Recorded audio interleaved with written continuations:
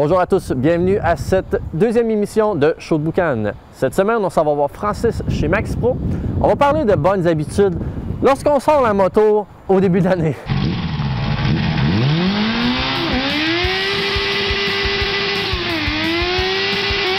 Alors, cette semaine à Show de Boucan, on est de retour chez Max Pro avec Francis. Comment ça va, Francis? Ouais, ça va bien, toi aussi? Ça va très bien, merci. De quoi on parle aujourd'hui? On va parler du fameux début de saison qu'on a tous très hâte, n'est-ce pas, Eric? Oui, oui. T'as-tu déjà conduit? T'as-tu sorti ta moto? J'ai sorti ma moto et en la date de tournage aujourd'hui, on est le lendemain du verglas qu'on a eu. Et la moto était de toute beauté. Je vais le montrer à l'écran justement. Il y avait de la glace dessus? Il y avait de la glace dessus. Fait que maintenant, j'ai fait quelques rides à date. Okay. Et c'est justement ce qu'on va parler aujourd'hui. Je pense que il faut vraiment en parler. Vraiment. Écoute, ça fait pratiquement 7 mois que les motocyclistes n'ont pas fait de moto jusqu'à maintenant.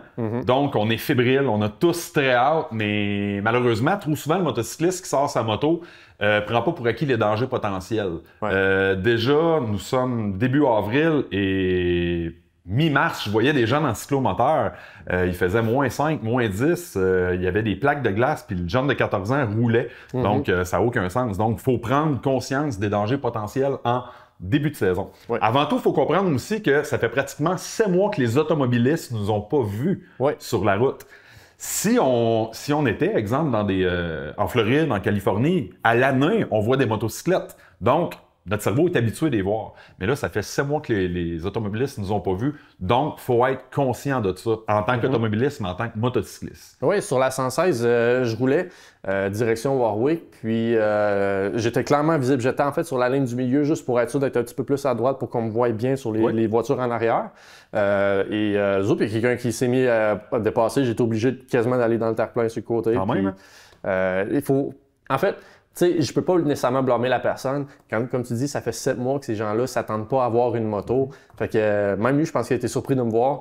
Fait que non, il faut être vigilant. Puis quand tu vois une rangée d'autos devant toi avec une ligne pointillée, attends-toi à ce que ça se peut qu'il y en ait une qui fasse... Fort possible. Tu sais, c'est quoi la règle? Il faut que tu conduises pour la personne de l'autre bord de toi. Là. Ah, ben pas juste celle de l'autre bord. Je vais être franc que toi. Elle en arrière, elle en face, elle à contresens. Tu supposes que tout le monde en avant de toi t'a pas vu. Là. Exactement. Tout le temps. Tout est une question d'anticipation. Ouais. Je sais pas si on voit le plancher ici, c'est un plancher à damier. Moi, quand je donne mes cours théoriques ici chez Max Pro, je parle beaucoup du joueur d'échecs. Un bon joueur d'échecs est capable d'anticiper à l'avance qu'est-ce qui va se passer. Donc, en conduite, tout court, mais surtout en moto, parce qu'on est beaucoup plus exposé au danger, faut pas être en réaction. Quelqu'un qui se tasse sur nous. Donc, si je réagis à ça, ça veut dire que j'ai pas bien anticipé. Donc, c'est à moi de me laisser de la marge de manœuvre. Ouais. Donc, en début de saison, mais tout au long de la saison estivale. Je suis d'accord.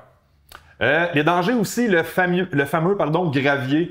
On s'entend beaucoup de calcium, beaucoup de sel, le sable. Les fameux coins de rue, même en ligne droite, mais on a quand même une meilleure adhérence en ligne droite qu'en virage, mais il faut se méfier. En plus, avec les conditions climatiques, la température, près du point de congélation, même s'il fait 5 degrés, mais l'adhérence du pneu va être moindre qu'à 25-30 degrés. Si on rajoute à ça le calcium, on rajoute à ça les fameuses lignes, qui soient jaunes ou blanches, des lignes d'arrêt, etc., ben ça devient quand même assez glissant. C'est un petit parcours à faire. Là. Quand tu arrives à un stop, là, OK, je peux pas passer là parce qu'il y a du sable, puis là, il y a une ligne là, ce qui veut dire que je suis obligé d'aller un peu plus loin.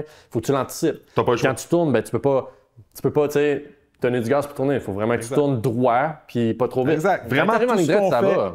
Un peu comme un conducteur d'automobile. Lorsqu'on est sur de la glace, tout ce qu'on fait normalement, on le fait encore plus en douceur. Ouais. Puis là, on parlera pas des nids de poules parce qu'on va s'éterniser. Ah ouais. Donc oui, contourner le sable, contourner les obstacles, mais les trous au sol. Moi, j'ai pour mon dire, je le sais qu'on est fébrile, on est des motocyclistes, on est passionnés, mais moi, j'essaie de toujours attendre que les rues aient au moins été nettoyées avant de débuter ma saison. J'essaie. Ouais. Sinon, je fais vraiment attention. Mais des fois, c'est dur. Hein? Oui. Tu vois les autres qui sont sur la moto, ça 116, c'est quand même propre, la 116. Ouais. Les routes sont en général propres. Les rues de ville, c'est un peu plus dangereux, mais il faut tu vas moins vite, fait que tu fais attention. Mais sur la 116, quand tu croises une autre moto et tu es en auto, tu es comme non, il faut que je la sorte. Là. Puis là, tu te rends compte que tu as 2 enfants à l'arrière. OK, je sortirai pas ma moto le continue. C'est ça. Il neige demain matin de toute façon. Exact, en plus. Donc, évidemment, début de saison, à retenir, il faut vraiment porter une attention particulière. Ouais. Donc, ça a un lien directement aussi avec la visibilité. Trop souvent, lorsqu'il y a un impact entre un automobiliste et un motocycliste, l'automobiliste, il sort du véhicule puis il dit « Excuse, je t'ai pas vu. OK? Ouais, mais il est tard un petit peu pour dire ça. Donc, nous, en tant que motocyclistes, c'est important d'être visible. Je vous dis pas de vous acheter des motos ou un habillement vert fluo. Tu sais, la mode des années 90, c'est quand même passé. Mais je vais être franc avec vous. Quoi que je trouverais ça vraiment beau, voir quelqu'un en One Piece d'hiver fluo, ça serait le fun. À voir un jour. Les fameuses, c'est quoi là, les Yeti Ride là? Oui. Ça là, c'est de toute beauté. Plus harnais. C'est pas pour faire de la pub, évidemment. Mais en Europe, ça fait longtemps que la mentalité est instaurée dans certains pays. Les motocyclistes vraiment portent des manteaux avec des couleurs vives. Donc oui, c'est l'idéal, avoir une moto de couleurs vives aussi. Mais outre ça, tu sais, juste bien servir des feux et des phares. Je suis immobilisé, un feu de circulation, je regarde dans mes rétroviseurs, je vois que quelqu'un arrive vite. Il n'y a rien qui m'empêche de donner des petits coups de frein pour attirer l'attention. Il y a même en vente libre, si je peux dire ça, des modulateurs de frein. Donc, dès qu'on appuie sur le frein, que ça soit... Exactement. Donc, ce qu'on veut en moto, c'est attirer l'attention. Le klaxon. Moi, personnellement, Francis, je serais pas à l'aise. Francis, c'est en moi. Je serais pas à l'aise de partir avec une moto que le klaxon ne fonctionne pas. Ah ouais? Ah, aucunement, parce que je m'en sers pour me faire voir. Me faire voir, évidemment, dans le bon sens du terme. Donc, il y a beaucoup d'automobilistes et même de motocyclistes qui me disent « Ah, moi, mon klaxon, je l'utilise jamais. » Ben, pour être franc avec vous, s'il y a quelqu'un qui sort d'une cour et j'ai l'impression qu'il m'a pas vu, ou même s'il m'a vu, ben, je peux donner un petit coup de klaxon pour attirer l'attention. Ouais, donc, juste un...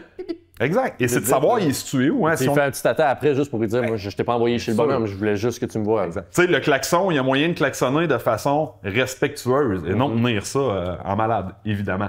Donc, le klaxon est important. Les clignotants aussi. Certaines motos, les clignotants vont s'enlever par eux-mêmes, comme nos voitures. Mais plusieurs motos, un grand pourcentage des motos qu'on trouve sur la route, les clignotants ne s'enlèvent pas par nous-mêmes. Il faut pas dire... C'est à nous d'y penser. Et je suis convaincu, Eric, qu'en début de saison, ça t'est déjà arrivé que tu oublies ton clignotant. Ben, pas que j'oublie, mais tu sais, des fois, il fait froid. Des fois, tu pèses. T'as pas tes camps d'été, t'as pas la dextérité des camps d'été. Et tu pèses, tu penses que tu as pesé, puis là, tu roules. Puis là, à un moment donné, tu vois flasher en bas. Tu regardes, ah, maudit. Et voilà. Tu repèses encore dessus. Tu sais, oui, en effet, ça arrive souvent l'hiver. Moi, je pense que c'est les gants. Mon problème à moi, c'est mes gants qui font en sorte que j'ai beau peser dessus, mais... Le contact se fait pas comme l'été. Exact. Puis tu sais, un clignotant, je veux pas faire peur aux téléspectateurs, mais un clignotant peut vous tuer. Là. Je vous donne un exemple. Moi, ça fait 8 km que mon clignotant est à droite, puis je m'en rends pas compte. S'il fait noir, je dois m'en rendre compte parce que ça l'éclaire. Mais ça fait la fois, tu vas vraiment la mettre à droite parce que tu vas vouloir ralentir, puis le gars qui est en arrière depuis 15 minutes puis qui dit « Ah non, il n'y a rien qui a changé », lui, il va continuer. Exactement.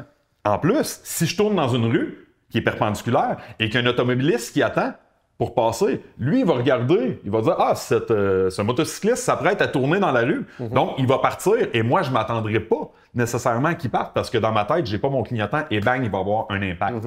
Donc, à vous, cher automobiliste, ce n'est pas parce qu'un clignotant est en fonction que nécessairement le véhicule va effectuer des virages. Assurez-vous toujours de voir la manœuvre qui débute. Que notre cerveau se dise « Parfait, je valide qu'il tourne. » Donc, si la voie est libre, évidemment, par la suite, je vais partir.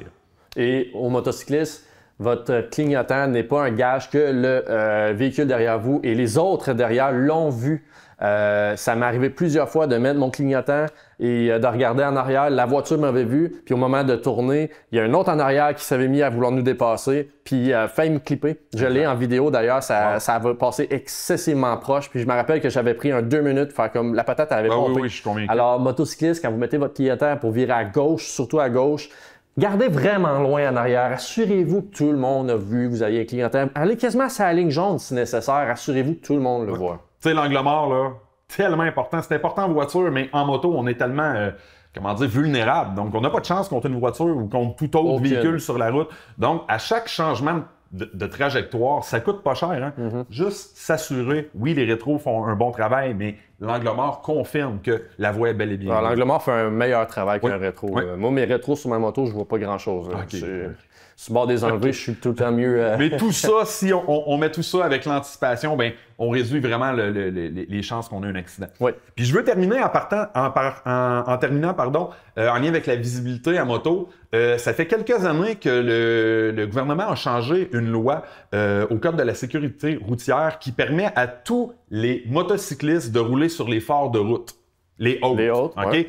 Pas le soir. Le soir, c'est comme en voiture. Si on croise quelqu'un, on se met sur les feux de croisement, donc les basses. Mais le jour, on veut que les motocyclistes roulent sur les hautes, OK? Les phares de route pour attirer l'attention. C'est une croyance populaire de dire, et c'est faux, de dire « Ouais, mais il va m'aveugler ». Non, lorsqu'il fait clair à l'extérieur, nos yeux sont déjà ajustés à la clarté. Donc, c'est seulement un point lumineux plus fort qui va attirer notre attention. Et le but du jeu, c'est ça. C'est que l'automobiliste dise « Oh, cette motocycliste est vraiment visible. Donc, on diminue les chances qu'il y ait des collisions. Exact. Puis quand tu te fais flasher par la voiture d'autre bord, ben, tu l'ignores, c'est tout. Oui, totalement. Tu l'ignores. Totalement. Moi, je roule tout le temps assez haute, Ouais. tout le temps, jour, soir, nuit, je m'en fiche, je roule assez haute, je veux qu'on me voie, je veux qu'on sache que je suis là. Exact.